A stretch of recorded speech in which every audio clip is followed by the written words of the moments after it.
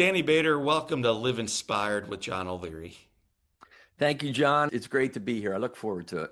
For me, it's great to have a friend that I'm sitting across from right now, and it's great to have a story that I know will positively change lives of our listeners today. So here's my first question to you. I had an early morning flight today, and someone asked me on the journey, what do you do for a living? And then I had to figure out, man, how do I respond to this? So on our Yeah. early morning flight together, if someone were to say to you, Danny, what do you do for a living? How do you respond? I say, you know what? I really go out into the world and slow people down and make sure that they realize that this life is a gift. You can't take your breaths, you can't take your beats for granted. And you really want to make sure you live with a radical reverence for your life. And when I say that, they usually go, okay, tell me more about that. And then we kind of get into it. So I used to say I'm an author and a speaker, and then they either glaze over or they say, what do you write and what do you speak about? But it's really that slow people down, just kind of let them observe where they are, how they're thinking, what they're doing, where they want to go, and see if I can plant some seeds of inspiration or direction for them. Without going into detail, I want to come back to radical reverence. But when people hear that generally, what do they hear and what do you hope that they hear instead? Yeah, I think what they hear is kind of like speaker mumbo jumbo sometimes, where we make Right. these words up. And then as soon as I say it, though, because usually when I say it, I've already given them the framework of the three levels that we exist at, right? We can be at rock bottom, where you and I have both been, maybe the listeners there, there's a disconnect from the world, the beauty of life, the spirit. You're just stuck, man, and it's a dark place. And then in the middle is the functional fog, where you're just kind of going through the motions, and it's not necessarily bad. It's okay. Right. It's just okay enough that you're not going to take the next step to really get to living with a radical reverence for your life. So as soon as I say it, I say, hey, listen, radical means very different from the usual or traditional. So radical means you're just not going through the motions. And reverence has no religious connotation now. Reverence means a deep respect and awe and appreciation for life. So as soon as I kind of follow that up real quick, they go, okay, now I kind of see. It's really living where you're just like, you know what, man, life is unbelievable in the good times and in the struggles. Mm. So that's radical reverence. Well, the cool thing is, as you and I journey today, we will be talking about some good times, and we absolutely will be talking about some difficult ones too. Most conversations I have with my friends on this podcast begin with childhood, and we spend time talking about teachers and parents and dogs and picket fences or struggles. And with you, Danny, I'm just going to jump into where you were in 1992. So, first of all, professionally, what were you Mhm. doing back in 1992? So I was a bartender at Hula Hands in King of Prussia, if anybody knows that place. And I was working as a roofer for a few days a week. I graduated college, had a sales job selling medical equipment, and it didn't fulfill me. So I was in 92. I had been to Aspen, Colorado a couple of times out there tending bar and skiing, and I just had an attraction to the mountains. So I was just tending bar and roofing a few days a week, putting roofs on houses. So when you're not pouring, Arnold Palmer's and Tom Collins, you find Yeah. yourself carrying ladders and climbing up and doing really gritty, difficult work. I've Mhm. done just about every kind of exterior job there is, and I think the Yes. hardest work I've ever done is roofing. Yeah. So you're doing this work, and you have an experience ultimately that will utterly shape your life. What happened? So it was the end of the day. I was working for two wonderful brothers, Stu and Bruce. And Bruce and I were on the ground lowering off the house a lativator, with the hoist that sends up all the supplies. I looked at the electric lines running along the street and I said, are we clear? And he said, yeah, we did it this way this morning. And I kind of had that feeling in my gut, that little voice or whatever, and your brain doesn't catch up and you don't pay attention to it. And we started to lower the ladder and we hit the electric lines, 8,000 volts of electricity, and went into both of us, in my hands, out my feet, my socks, my boots. And it essentially killed both of us. Stu, the brother that was working with us, he was on the roof, just flashing around the chimney for the night because we weren't finished. So he heard the noise and turned around, and he said we were both on the ground, and got to me first. And he said, eyes rolled back, foam on your mouth. He said, I did CPR on you, but it wasn't working. So I just kind of gave you up for dead and ran across the street to call for help. Because you weren't conscious during this point, take me through it from his experience first. So from his experience, when I did come back to life and I crawled up next to him, he was working on Bruce, and I had no idea what had transpired. He looked at me and he said, because I crawled up from behind him, he said, "How are you here?" And I said, "I don't know what you're talking about." And then I did mouth to mouth, and he was doing chest compressions on Bruce. And then the paramedics and the police came and moved us away. I looked reasonably fine. And that's when Stu came over and we started to talk. And he said, "What happened?" I said, "I guess we hit the wires." And he said, "Yeah, I heard it." I said, "I know. I saw you coming down the ladder. I was yelling to you, 'Get Bruce, Stewie, get Bruce, Stewie, get Bruce.'" And he just shook his head. He said, "No, you didn't say anything." And I said, "Well, I did. I saw you." And he said, "No." He said, "When I came to you, you were out." And he said, "After I tried CPR on you, I ran across the street to call for help. And the whole time in my mind, I'm thinking, we killed Dan. We killed Dan." He hadn't even gotten to his brother yet. So he came down to me, worked, gave up, ran across the street, called for help, ran back past me, still dead, to his brother. And then that's when I crawled up. And Danny, just to be clear, so our listeners know, and so the interviewer asking these questions knows, you weren't breathing. Is that what you're saying? Is that what his experience of you was? Yeah, yeah. Stu said to me, "You had no heartbeat. Your eyes are rolled back. You had foam all over your mouth, and you weren't breathing." Stu and I, you can imagine, many times, he passed 10 years ago at 66, I guess Stu was. Um, when you have an accident like this, you're connected, man. Whether it's Right. a trauma like you had or I had, or you served together in war or a car accident. So Stu and I went out, every year, a couple times a year. We stayed in touch a lot, and I would always say to him, "How long was I dead, Stu?" And he said, "Danny, I don't know. He's 4, 5, 6 minutes." He said, "There's no question you were dead." I know I was because of the experience. There's no question. I was not of this world, man. Well, so now jumping from his experience into yours, you're lowering this thing. You hit Hmm. 8,000 volts. That Hmm. obviously kills people. Unfortunately, killed your dear friend. It killed Hmm. you. What did you experience? Well, as soon as the electric hit me, I thought I was either shot or there was like an atomic explosion or something. It was this just tremendous surge of energy through me in a nanosecond. And then an absolute peace and a calm. I wasn't scared. I wasn't yelling for help. And it was as if, John, I was standing in the yard looking at Stu coming down the ladder. And that's where I'm yelling to him, "Stewie, get Bruce. Stewie, go to your brother. Stewie, get Bruce." So I wasn't yelling, "Help me, save me." And when Stewie got to me, it's interesting. He said that I was on my side in fetal position and he rolled me over. Although when I saw him coming down the ladder, that wasn't the case. I was not laying down looking at him sideways. I was as if I was standing watching him. So the whole perspective that I had was just one of the most wildest things that I experienced. And then as I saw him coming down and I'm saying, "Stewie, get Bruce, get Bruce." I guess the best way to describe it, it's the hardest part of the book to write.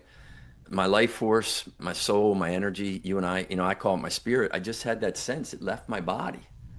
It left. I was no longer there. And it was joined. I didn't go through a tunnel or a light, but I was joined with what I believe to be God.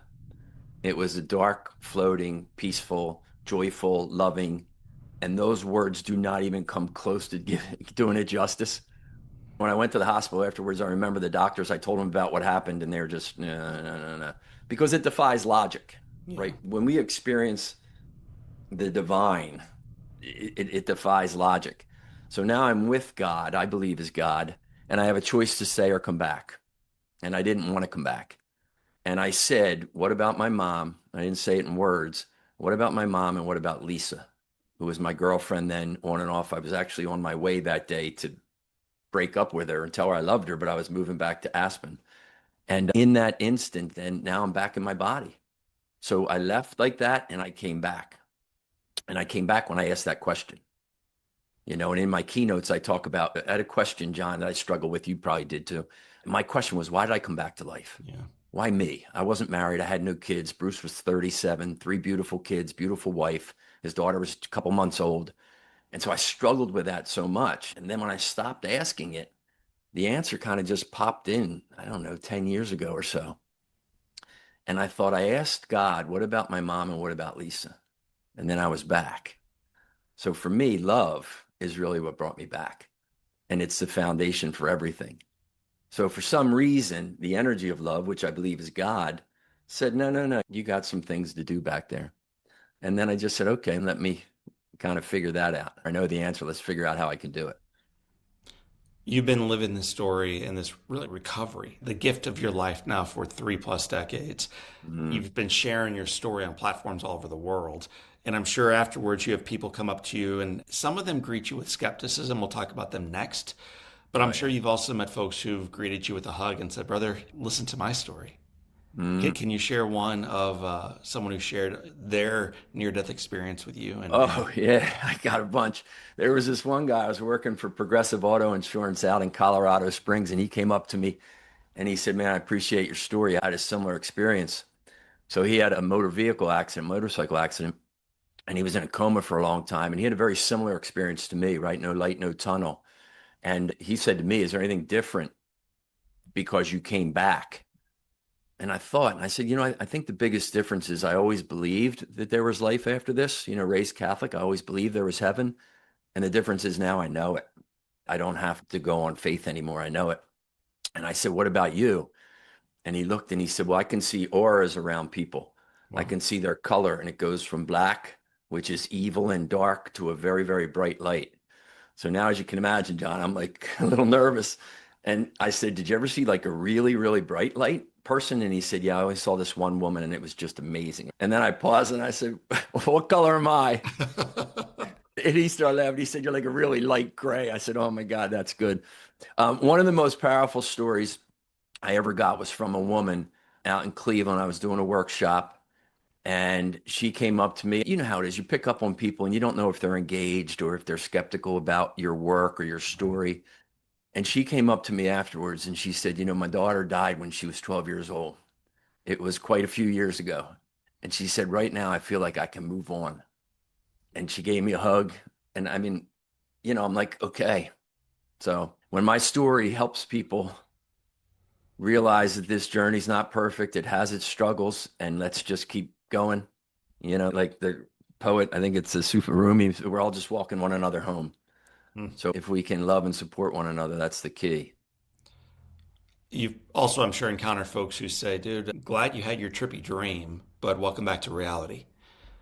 Life is an Yeah, accident. yeah, 12.8 yeah. billion years ago, there was an accidental boom, and somehow, Right. miraculously, through nothing other than chance, life Hmm. erupted. And when life is over here, it's over here, period. Yeah, yeah, You yeah, didn't have an experience with God. You had a wild dream, and your friend yeah, is no longer living.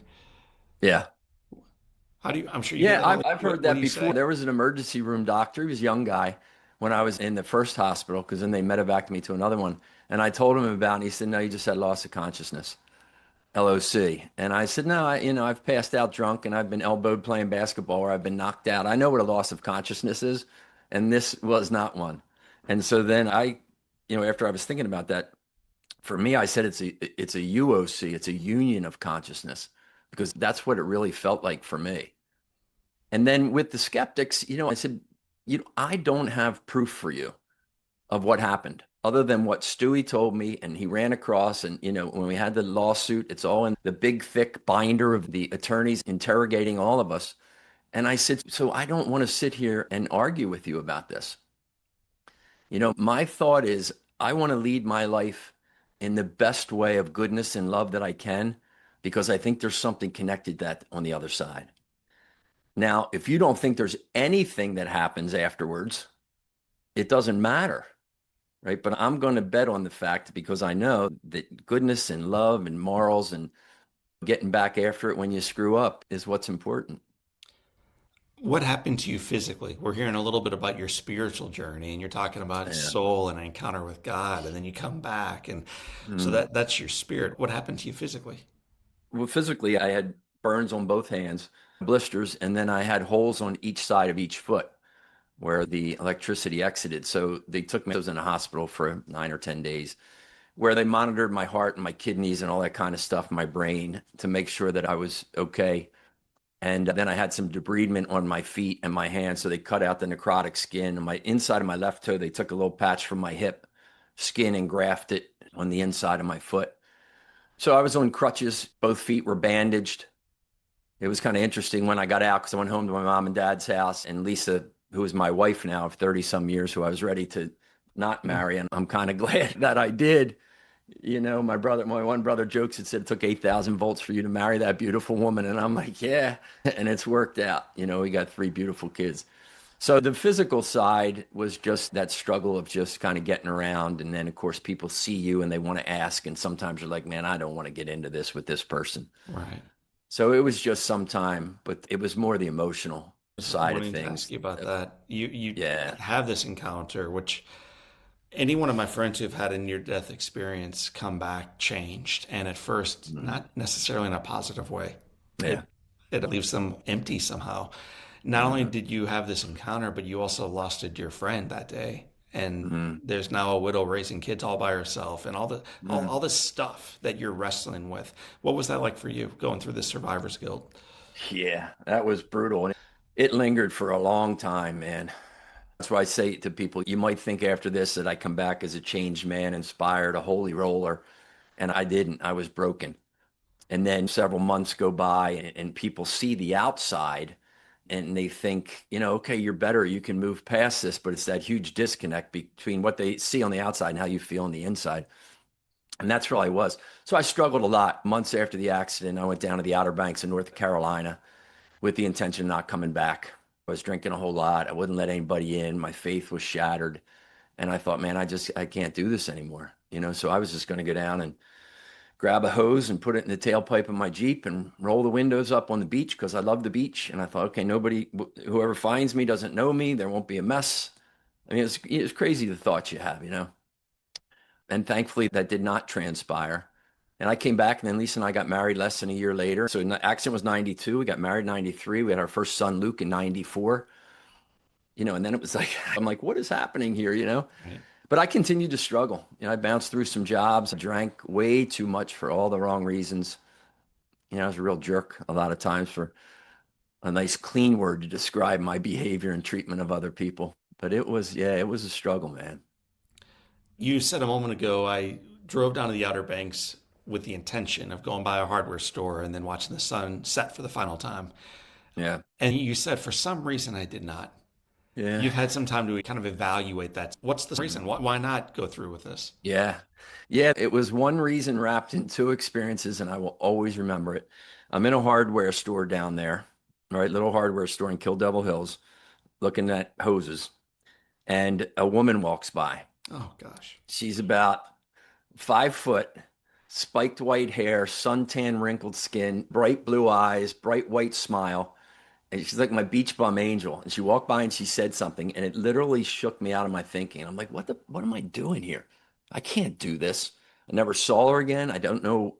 And I believe in angels, Yeah. not halos, wings, and swords. I believe there's people that cross your path when you need somebody to cross your path, and she was it. So I didn't buy the hose that day. I did the next best thing. I went out and I got drunk for a couple hours. And now I'm walking back to my motel and I see a phone booth on the edge of the motel, seashell covered parking lot. And I'm like, half drunk. And I'm like, I don't remember seeing that the past day or two. So I'm magically, like, divinely drawn into this. And I call my mom, collect call. Some of us remember, collect call from Danny. We accepted charges. And I did. And she said, when are you coming home? We can't wait to see you. She knew I was hurting, but she didn't know what degree. And I had a lump in my throat the size of a softball. And I said, Mama, I'll be home in a couple of days. I love you too. And it was the experience with that woman that led me to the phone booth. And then when I walked out, two things happened. Number one, the little voice in my head said, I wonder what it's going to be like when I get better. It's the first time, John, I entertained the possibility of another side of tragedy. Like, it's going to be okay. You're going to move through this. And then that why did I come back to life slowly over years Yeah. started shifting to say, don't worry about that. What are you going to do with it? So like Right. the question was replaced with, what are you going to do with this, man? You're back. You owe it to your friend to show up and contribute to humanity and not be a jerk. Hmm. And that didn't happen overnight either. It's just, how that lays the foundation for you Yeah. when you say, okay, I'm going to head in another direction. It might be a long journey, step by step by step by step, weeks, months, years. I'm heading in that direction. That's what happened down there. Well, thank heavens for the 5 foot sun tanned angel in a hardware store hose section I know, I know. and I some always, telephone I always booth see in her, some parking see lot. her character, in a movie. I can see her in my brain. I see her. You've introduced me to a term called functional fog. Hmm. You had some experience living there. What does it mean to experience functional fog? Yeah, I think the functional fog, John, for most people is when you're just going through the motions. There was ADP research that said 67% of employees are just kind of showing up for work, going through the motions, not fully engaged. You know what I mean? They're somewhat productive, but not real passionate. And that's what I mean in life. You've seen people where how you doing? And they say, oh, living the dream, another day in paradise. And those responses are dripping with sarcasm. Yeah, It's just where you're not really present, passionate, on purpose, and really waking up every day saying, hey, thanks. Let me go out and create what I want to create.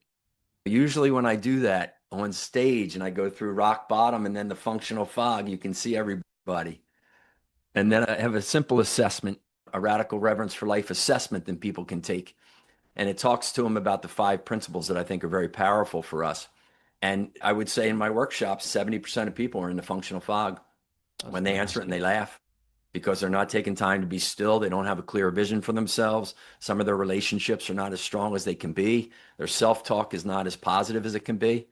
It's all those principles that have been around forever.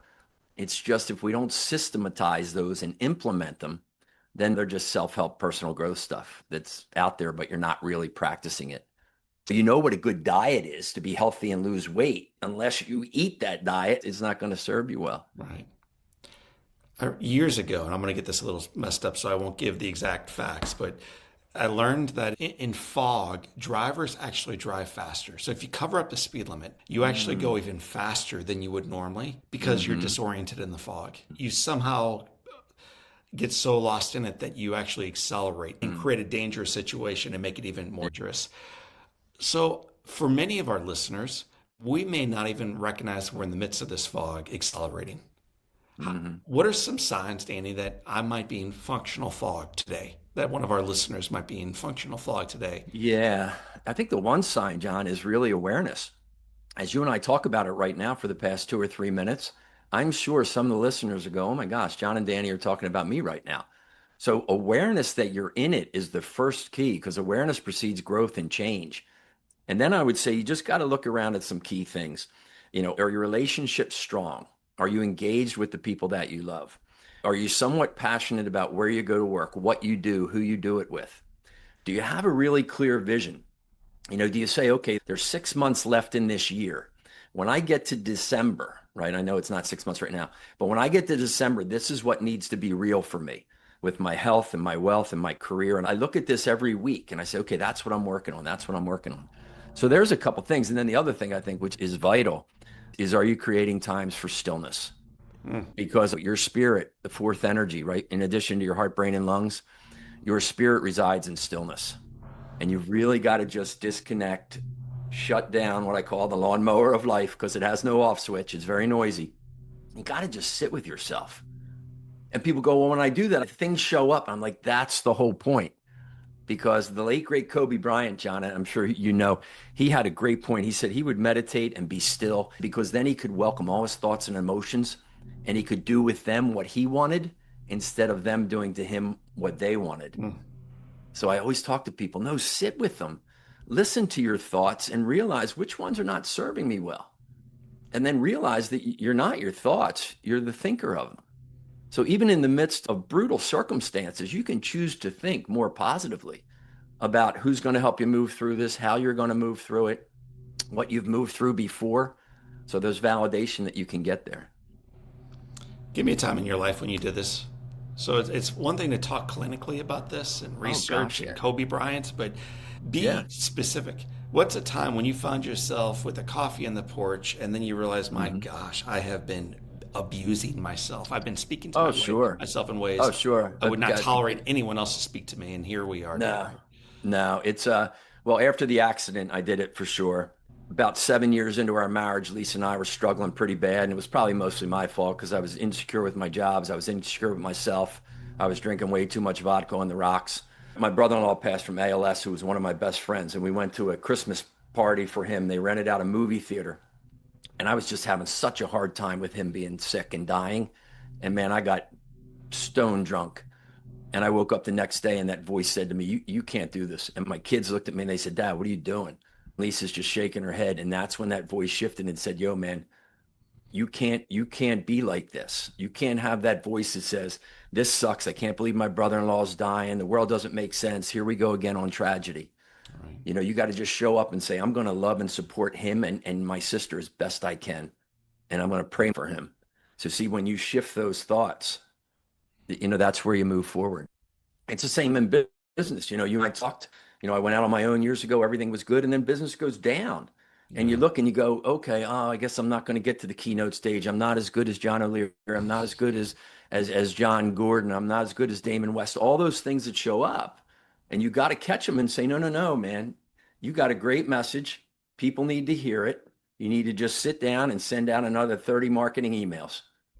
So you could see when you just asked me, listen, I know all this works, everybody listening, and I ain't perfect for sure. I'd rather not have perfection. I'd rather have a practitioner, someone leaning into grace and striving to get a little bit better today than yesterday. And I got one across the screen for me right now. You've also got a Thank you, sacred brother. question that you encourage your audiences, your family, and yourself to ask and answer. What's the sacred question? Yes, the sacred question is, what will I create with the time I have left? And that has evolved out of that whole phone booth.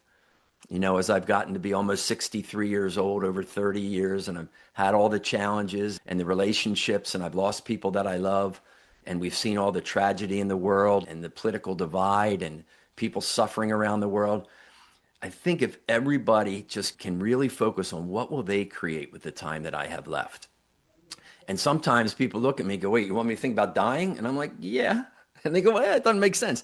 But when you ask that question, and I say to most people, ask yourself that question, what will I create with the time that I have left? And they go, yep. Hmm. I say, well, what's your main focus there? And they're going, create, create. But if you think about it, Marcus Aurelius in 161, Emperor of Rome, said, you could leave life right now. Let that determine what you do and think and say. It's the same message. John Bon Jovi, who wore leather pants, right, not a toga, he sang that song, It's My Life, It's Now or Never. I'm not going to live forever. I just want to live while I'm alive. So the message has been around a long time. And that's what I'm just offering you. Don't fixate on the fact that you're going to die one day. I get that. Just contemplate the fact that, hey, man, at some point this journey is going to be over. And you know what? Right now it's not. So what can I focus on today? Who can I focus on?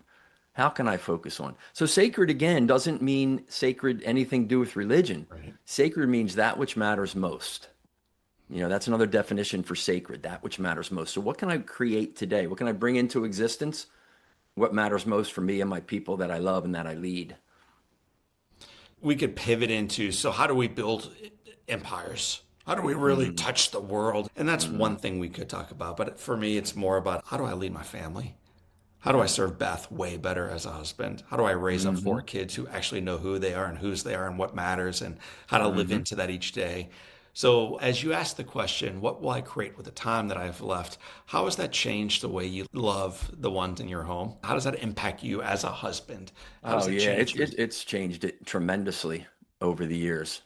There's a great quote. Robert Heinlein, a science fiction writer, said, "Love is the condition in which the happiness of another person is essential to your own."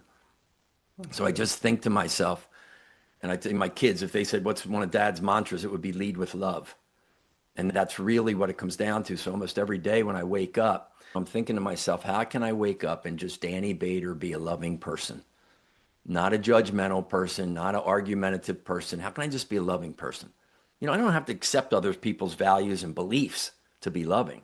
Right. And that's really changed everything. One of the catalysts for writing A Radical Reverence for Your Life was, John, I lost about 5 friends, brothers, brother-in-laws in about 6 years. And they were from 57 to 63 years old. And I think that was the proverbial smack across the face that said, hey, man, this ain't forever. Right. And we all say that every day is a gift. Do we really live it? Yeah. And when that becomes the foundation for how you show up, I think that changes everything, man. That changes your relationship, changes how you lead, changes how you speak on stage, how you write, how you do podcasts, what you say, how you interact when you walk into a store and two people walking out the door that you don't even know. Right. So yeah, love's the foundation. Love of self, love of others, and love of life. So about 10 days ago, my family and I were in Banff, Canada, and one of the Hmm. kids, I think we're at Lake Louise, which is a crazy, beautiful place, said it's impossible Hmm. for me to imagine that God did not make all this. And in hearing that, what I'm hearing is a radical reverence for where they are and the gift of their life. It's relatively easy to experience that reverence when you are in Lake Louise in one of the most beautiful places in the world. Yeah. How do you have radical reverence when you're late for work and when you're stumbling through the day and when the electric bill needs to get paid and just life is happening to you? How do you embrace Yeah. radical reverence in the monotony of each day? Yeah, that's good. I think for me, I just take a deep breath amidst all those struggles, and I just am thankful that I'm here. And I'm thankful for a lot of people in my life that are here. For me, it just is, yes, you got a lot of BS we got to deal with right now. Let me just stop and be thankful for something that is outside of this. And that usually brings me back. My nephew and his wife just had their first baby, and we were going to go meet him on Monday. And we didn't because some people in the family had coughs and colds and flus. So they kind of shut it down. So I was so excited just to hold this little dude, my great nephew. And that just brings me joy. So now the anticipation of that and hugging my nephew, I haven't seen him since the baby was born. So Right. sometimes it's just those simple things that bring me back and go, yeah, I got some stuff I got to deal with in life. And I'm going to hold that baby pretty soon. And for me, it brings me back. How has this experience and then the journey afterwards changed the way you feel about death? It's changed the way I feel about death. Listen, I'm in no hurry to die again. All right, everybody who's listening right now, Danny Bader will be 63. I'm good to go to 93. You know, my dad just passed at 95 last year. I'm good. I'm in no hurry. And if somebody threatens me, I'm going to fight for my life too, right? And I know that when this body stops again, there's a part of me that doesn't, and that brings me some peace. And again, though, I'm still in my human body with my mind and with my survival instinct. So I'm still going to fight to live. So it's really an interesting dynamic that says, yeah, I enjoy this life and I'm okay with what's going to come next because I got a good taste of it. And that's why I struggled so much. My mom would always say to me, she would say, Danny, it's like you're living to die again when I came back because I would just shut people out Yeah. and I would say to her, she says, we all love you so much. And I said, I know, I love you too. And whew, whatever was happening over there was pretty good. That question, I tell you, John, I'm one of 8 kids, right? My sister's the oldest, and then 7 boys. So we're like the Catholic version of Snow White from the 70s and 80s. And I remember That's when awesome. my one brother said to me after the accident, we were sitting at the kitchen table and they were all there loving, but we also have some humor. And he said, I had this question, why did I come back to life? Why did I come back to life? And he said, well, when you describe your experience, do you think you were like on your way into heaven or you? And I said, oh, yeah, absolutely. And he said, well, then your answer is pretty obvious. You failed the entrance exam. And I was like, oh, that's great. Good. So they sent me back. Someone listening to us right now is just really struggling in their walk, whether it's their faith walk, their relationship with a loved one, the Mm-hmm. inability to be in a relationship with a loved one. They're struggling with their kids or their inability to have kids. I mean, there's just people all over the world right now hearing our conversation who are beat. Yeah. They're just kind of fried. Give us some encouragement as we get ready to go into a few of my favorite quotes from you. But what encouragement or advice would you offer someone right now thinking about going out to a hardware store and walking Right. down the hose aisle? Yeah. Yeah. Don't do it. You are worth more than that. I would say sit silently and let the goodness and the beauty of the spirit connect with you. Make a phone call or go see somebody who loves you and you love them, and just trust that you can move through it. Don't hope. When people say hope, I don't use the word hope too much, John. Hope means to want something to happen. Trust is a firm belief in the reliability of someone or something. So, one of the chapters in A Radical Reverence for Your Life is trust you are a resilient human being. So if you're struggling right now and you're listening to this right now, just through this podcast, I'm giving you a hug, John's giving you a hug. Just take a deep breath and know with every fiber of your body, you will move through the struggle right now and you will come out the other side. And when you get through struggle, you don't come out the other side the same way. No, you don't. When a ball bounces back to you, the ball's the same ball. When you move through struggle, right, you are coming out of it different and you're coming out of it better and you will.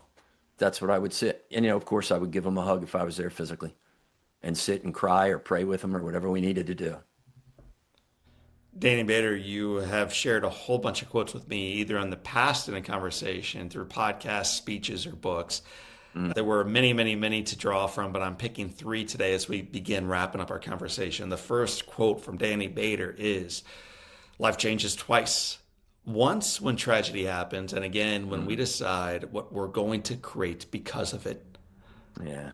Tell me more. When you have that life-changing incident, right, which screenwriters would call the inciting incident, right? I lowered a ladder, you lit a match, you know, Rocky Balboa's fighting in a church before anybody knows about him. Luke Skywalker's aunt and uncle get. There's always that inciting incident for somebody where you go, man, life's never going to be the same. And then you got to understand, yeah, it's part of the journey. And now I have a choice. I'm not going to be the same. How do I want to be? Right. Do I want to be a Danny Bader, a drunk, divorced idiot that I was on that path? Or do I want to say, hey, Lisa, my wife, thanks for hanging in there with me. I'm going to continue to be a better husband every day and a better father. That's where the choice is. Second quote is, hold useful thoughts. Yeah. Yes, the abbreviation I use is HUT, hold useful thoughts. And it really comes back, John, to what we spoke about earlier. Your voice in your head is always going. You are the thinker of those thoughts. Most times, for most people, they're negative. They're not useful because the way we think puts us into an emotional state, and it's from there that we act. We don't act from logic, Right. right? Because I would have stopped lowering the ladder, and you would not have lit a match in your gasoline, right? We act from emotion. So if the thoughts are driving those emotions, we got to make sure that they're useful. So I always use the example, we have Luke, Joey, and Lizzie. Lisa and I have three beautiful kids. And Lizzie was a cross country runner. College, she went to Penn and then Virginia. She was a really good runner. And I remember on the cross country, they're running 3, 4, 5 miles, whatever it might be. And it's cold in October, November. It might be raining. They're in shorts and if I see her at the end and she's on the final hill, she's got another quarter of a mile, I'm not yelling to her, run, Lizzie, run. Daddy loves you. I would just yell to her. I call her Diz because Joey called her Dizzy when he couldn't say Lizzie. I say, Diz, hut, hut. And that's what she hears. So all I want to do is get her to say, what am I thinking right now? Because I'm tired. It's muddy. My legs are cold. I got this hill. That girl from Princeton is 40 yards in front of me. I'm not going to catch her. So it's just the ability to reframe. See, when you reframe to useful thoughts, it doesn't change the struggle. It doesn't change the facts. It just changes how you engage with it. And that I've experienced, that changes everything. Final quote, Danny. Your breaths Mm. and heartbeats are automatic, but they're not guaranteed. Yeah, I know that in a way that an awful lot of people don't. Every day you hear about somebody who experienced a tragic accident and who is no longer here, or who got a brutal diagnosis and will not be here for a long time. So, yeah, your breaths and beats, while they're automatic, right? We don't wake up and go, okay, go start. Let me start breathing. They're automatic, but they're not guaranteed. And that shouldn't be a sad, morbid, depressing thought for people. You got to hear this the right way, everybody. That should be really empowering, inspired, and a thought filled with gratitude. It says, yeah, I'm here. Let me go out and just be the best John O'Leary, best Danny Bader I can be today. And a lot of that gets back to love and focus and relationships. And let that be the foundation. And then, yeah, go, build a business, make a ton of money, whatever else is. But let that be the foundation. Danny, where can people learn more about the work you do and, the speeches you deliver, the books you've Yeah. written? Thanks, John. The best is probably DannyBader.com, my website. And then from there, you can see the social media. So I engage on LinkedIn from a business perspective and Instagram mostly, and TikTok from more of a personal. I do something you and I talked about. It's called the 1 minute wisdom. And I always joke, it's usually less than 1 minute. So years ago, I think it was Lizzie, one of the kids gave me the Stoic quotes, Ryan Holiday's calendar, right? And I thought, man, this would be cool. I'm going to read one of these each day and just say what it means to me and maybe what it means to the audience. And I was only going to do it for a year. And now I'm 1,240 days into it or something. So I like that because you never know how the message is going to land for somebody and you don't know who needs to hear it, myself included. I see and hear a lot of messages every day that I needed to see and hear. So they can find me pretty much at the website. So when I visit with you, I think a little bit of like the saints who had an experience that shaped their life. And there are some saints like Paul who have lightning go through their body. They get knocked off the mule and they end up blind and utterly changed afterwards. Yes. The road to Damascus, It right, John? happened quickly, man, for Paul. And Yeah. then there are others, Danny Bader, who are a little bit more slow to have their vision cleared and to have their heart Yeah. turned. Yours has. What has this experience done for your faith? Oh, it's just strengthened my faith tremendously. And it didn't do it right away because I stopped going to church and but being raised Catholic, mine was a relationship with a God who was, first a gray haired guy sitting in a big chair. And if you stole cookies, you're going to go to hell and burn. And the beautiful Catholic nuns. God's within all of us. It's the spirit. And the more I can stay connected to that through my prayer, I go to daily mass more now than I ever had. I lecture there, receive Eucharist. And when I receive the Eucharist, it's that energy, It's me saying, hey, thanks a lot for this gift of life and keep an eye on me and help me be the best that I can be. Yeah, so it's really changed it. And growing up, you often think Catholics are the only ones that are ever going to get in heaven, and that's dissipated for me. Catholic is what works for me.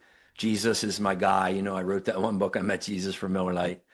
And there's a divine essence in all of us, everybody listening, you all have it. It's not about where you go to church or where you don't go to church. It only wants what's best for you. So do your best to pay attention to that, connect with it, and just go out and make your world better.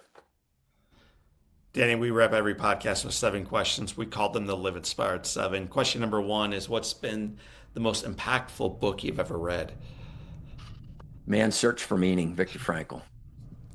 We hear that a bunch around here, including sometimes from the Yeah, guy asking the question. What's one yeah. positive characteristic or one beautiful trait that you possessed as a little boy growing up and wish you exhibited as brilliantly today?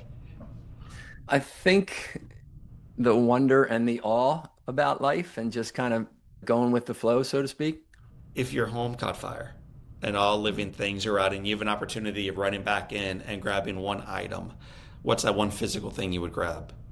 Probably would grab my journal If or you could one, sit on, I probably go got ahead. about 12 of them over the years. I know you write in longhand. My wife would love that. She's an occupational therapist and loves when she sees people writing. If you could sit on a bench on a gorgeous beach and have a long Mhm. conversation with anyone living or deceased, who would you like next to you? Yeah, Jesus, no question. What's the best advice you've ever received? Probably it's all going to be okay. Iagbo, that's a lot of times when we were doing the ALS stuff, I had some t-shirts with just abbreviations for key terms and Iagbo, IAGBO, it's all going to be okay. And that's that trust that I talk about, trust in yourself, trust in God. I think that's okay when people hug me or really look at me and say, Danny, it's all going to be okay. Keeps you moving forward. What advice would you give yourself, this college oriented, desirous to be ski bum, lost kid, age 20? What advice does he need to hear? Oh, God, I don't know. I guess it would have been just trust where you're going. Trust what your destiny is and what God has in store for you. I think that's it because I was just kind of all over the place, heading back to Aspen to sell real estate and probably would have done well there and made a whole lot of money. And then probably wouldn't be doing what I'm doing right now, which I think is what I'm supposed to be doing. Danny Bader, it's been said that all great people can have their lives summed up in one sentence. How would you like yours to read? He led with love. Danny Bader experienced 8,000 volts of electricity that went through his body, died, came back, struggled mightily, was redeemed and reborn, and now lives with love. Danny, I appreciate you sharing part of your journey with us, man. It's a wild one, and we're grateful for it, and we're grateful for you. Thank you, John. I appreciate it and I love you, brother. Thanks to Love you you. and your team.